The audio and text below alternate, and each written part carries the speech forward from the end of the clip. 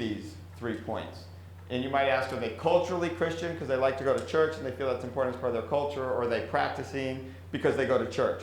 So there is room there to discuss what we really mean by that. But there are certainly clearly people, as Billy gave the example, who are in the culture but don't believe in God, don't believe in any of the tenets of a particular religion.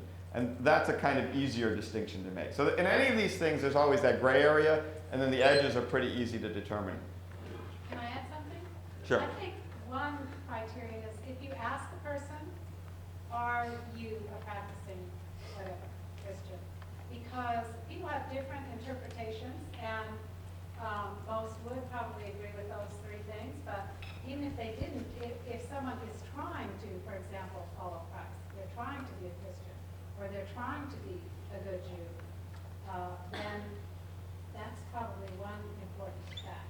Whereas a lot of people will just tell you that many of you may fall into this category, that you were raised such and such, but it doesn't work for you, you're not practicing it. So that's, I would suggest that as... Demographers use a different thing.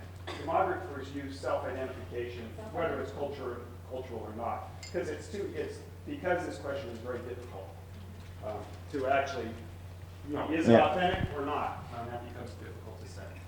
Okay, whoops. Okay, so let's go on. Key tenets of Christianity are historical. So we're going to start, before we get to those 3 things, we're going to start by telling you where we get our information from. And because those assertions are all historical assertions about something that happened in the past, then you need to look at the historical documents. So there they are, the assertions, and what we want to know, are those tenets true, of course, and how do we know? And so the way that we think about that is, well, magic. Oh, I got the next one without knowing what I was doing. Okay, so we use the Bible as authoritative for this. The Bible has 2 main parts. There's the Jewish scriptures, which Christians call the Old Testament, but of course Jews don't.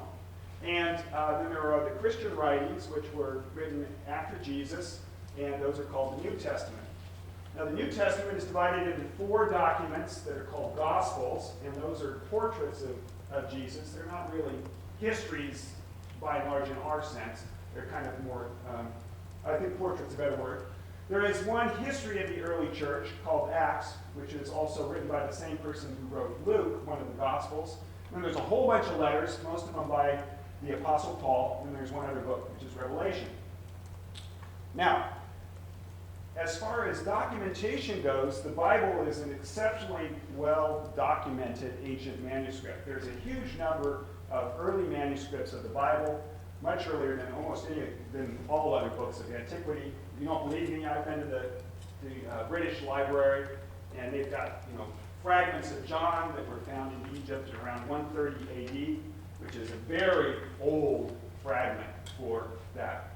So then the thing is that there are other things that were written that didn't make it into the New Testament. The things that did make it into the New Testament are called the canon. And there's a few books that made it that people argued about, but all of the most important ones were very widely accepted. And this didn't used to be. People, say 50 years ago, wouldn't really necessarily believe this, but now it's widely accepted. The New Testament was essentially complete. Within kind of the time people who were around with Jesus died off, it was essentially complete. The one other comment, because I can't remember what's on the next slide. If you remember, one of the ones that did not get highlighted, it's probably true I could say most Christians do not believe the Bible is the literal truth. And I saw that was one of the questions in your quiz, right? So there's a difference between Christians thinking something is authoritative and something is literally true. And that was Bill's point, the difference between a history as we think of a history or a biography and a portrait. So if you read the 4 Gospels, you will find apparent contradictions. This doesn't bother most practicing Christians because they're not viewing it as a literal history the way we are. In a Western style. Yeah. So the easiest one is go read Luke and Matthew in the story of Jesus' birth. They don't match. And maybe even more important, the resurrection doesn't match exactly, although the characters are all the same, but they kind of do different things. Slightly order. Yeah, so, but these are not the main points as far as most Christians are concerned. So, Okay, so. Any questions about that? Because that's a really complicated and throughout history been very contested sort of thing. You know, how should we, and for example, you're all familiar with the creation evolution debates, you know, and there are Christians who take Genesis literally. So it's important to realize that that focus on taking everything literally is actually a kind of a late American thing, fundamentalism, that developed in response to atheistic interpretations of Darwin. And it's not characteristic of the Christian community throughout its history to be so literalistic in its interpretation of Yeah, for example, someone named Augustine, who was a very famous developer of Christian theology, who lived in 400? around then. Yeah, around 430, thought that the days in Genesis were ages. So he was not constrained by that. So there might be things that are literally true. When it Yes, says, well, as you we'll know, get to this, we think some things are literally true. For example, we think the resurrection is literally a fact. So we think that those things were meant to be interpreted that way as well.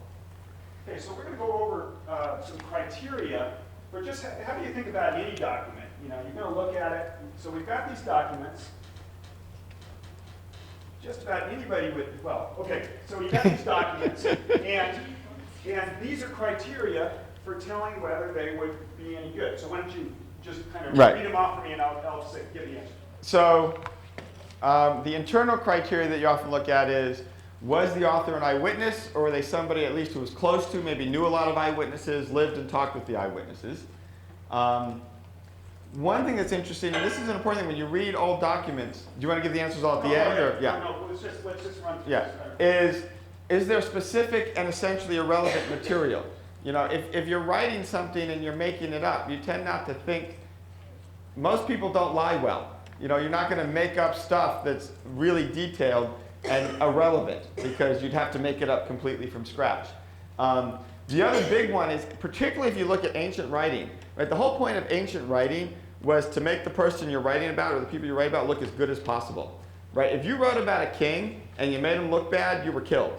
You know, I mean, it's that simple. So is there self-damaging material? You know, if there's embarrassing stuff in what's written, there's a reason to maybe believe that embarrassing thing actually happened. Well, and the truth or historical accuracy was important to the author. Right. You know, it mattered that way.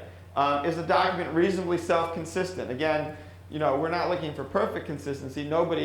We even don't really have that often in some of our modern stuff because they are trying to tell a story, but is it reasonably self-consistent? Yeah, as Mike was saying, people don't always lie as well as people who are reporting what really happened.